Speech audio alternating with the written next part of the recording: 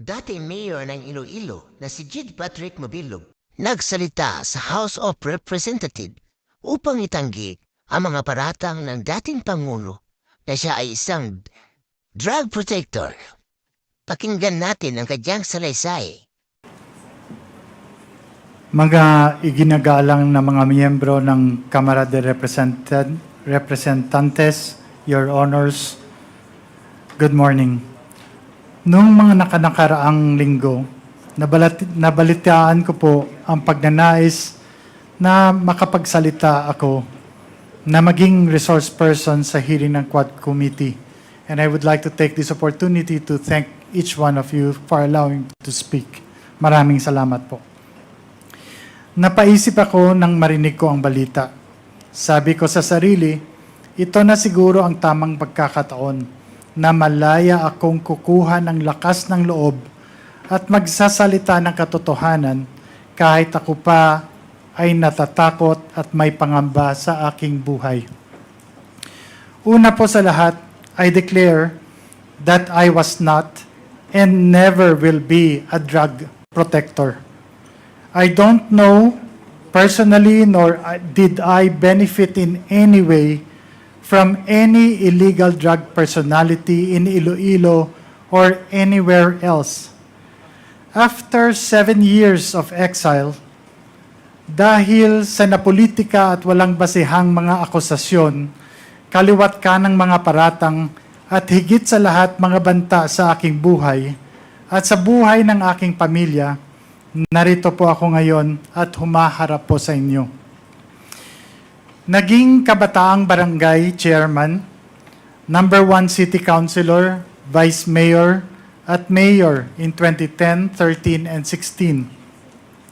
And was fortunate to have been chosen as the top 5 world mayor in 2014. That also included the former president as a nominee.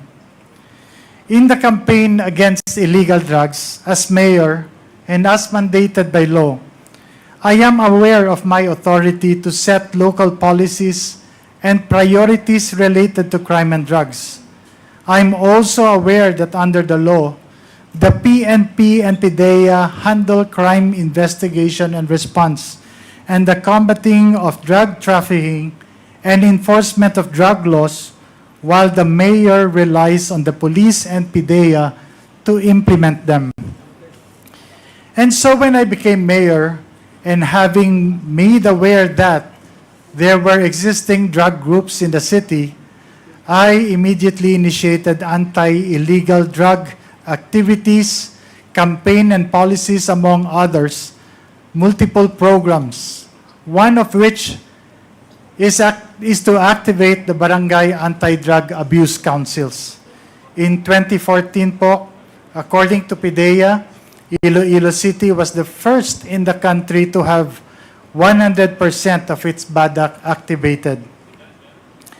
In the 6 years that I have been mayor of Iloilo City consistently received national recognitions from PDEA and the PNP in the years 24, especially in the legal courts, ang validated list ng mga drug personalities sa kasunod na PRRD list. Sa kabila ng mga questionableng impormasyon, walang validation o confirmation man lang na ginawa kahit na anumang ahensya ng gobyerno sa Malacanang.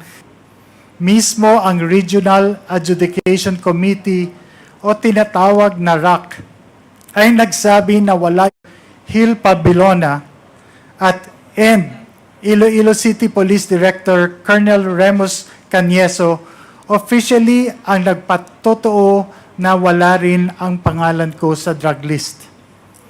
Ngunit, nanatili ang listahan sa kanilang mga record. Hanggang ngayon, lahat ng mga paratang at akusasyong ibinabato sa akin ay patuloy na sumisira sa aking reputasyon at pati na rin ang reputasyon ng minamahal kong Iloilo. Dahil sa seryosong banta sa aking buhay, napilitan po ako na hindi bumalik from an international speaking engagement in Japan at lisanin ng aking pamilya ang bayang buong pagsisikap naming itinaguyod ng may dangal. PRRD even assigned Lieutenant Colonel Espenido to Iloilo and announced with the threat, mabubuhi pa kaya siya? Ibig sabihin in Tagalog, mabubuhay pa kaya siya? Referring to me. Pinalad po ako na meron akong speaking engagement sa isang international conference sa Japan, kaya nakaalis ako ng bansa. Paulit-ulit ang pagbabanta ni Presidente Duterte sa media, harap-harapang sinasabi, papatay daw ako. So when we government killed him, we started to dig and we found the bones of the policeman still in their uniform. And so we had to take him out. I said, go and take him out. The mayor of Iloilo City, I identified him. This is broadcast nationwide. I said, you're next. You're next. Sana ang mayor ninyo dito? Sana yung pinalitan mo, mayor. Saan ba si mayor? Sinabi ko sa kanila, balik ka dito.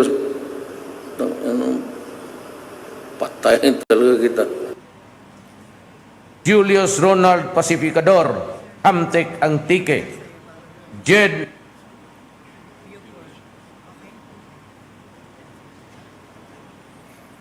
At alam po nating lahat, hindi lamang po ito basta-basta pagbabanta. Kayang-kaya niya pong totohanin ito. Labag man sa kalooban, kinailangan po naming lumisan at wag na munang bumalik sa Pilipinas. On August 28, 2017, I received an unexpected call from former PNP Regional Director Bernardo Diaz. He invited me to meet with PNP Chief Ronald De La Rosa, now Senator, at Camp Crame, Quezon City, at noon the following day. The next morning, on August 29, I arrived at the Ninoy Aquino International Airport at 10 a.m., ready to proceed. But then the call started. First, they moved the meeting to 3 p.m.